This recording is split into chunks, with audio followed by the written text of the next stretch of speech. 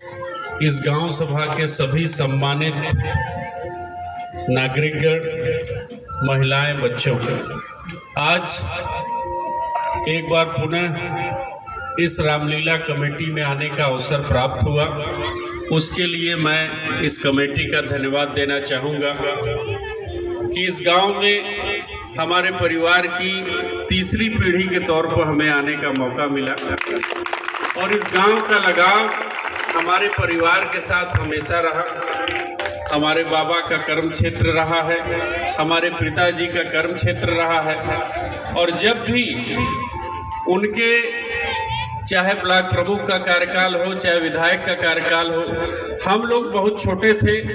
लेकिन उनके चुनाव में हम लोग छोटे थे तो चर्चाएं होती थी कि पूर्वांचल जो रामेश्वर से बाजार कालिका तक का एरिया है वो हमेशा से एक चट्टान की तरह हमारे परिवार के साथ खड़ा रहा है। इसके लिए मैं आजीवन इस गांव सभा और इस क्षेत्र का ऋणी रहूंगा और आज रामलीला के अवसर पर इकट्ठे हुए हैं। प्रभु श्री राम के चरित्र का चित्रण आप लोगों के सामने दिखाया जाएगा। सभी कलाकार का भी हार्दिक स्वागत करूंगा क्योंकि राम हमारे आराध्य हैं, हमारे प्राचीन, हमारे इतिहास हैं और हमारी परंपरा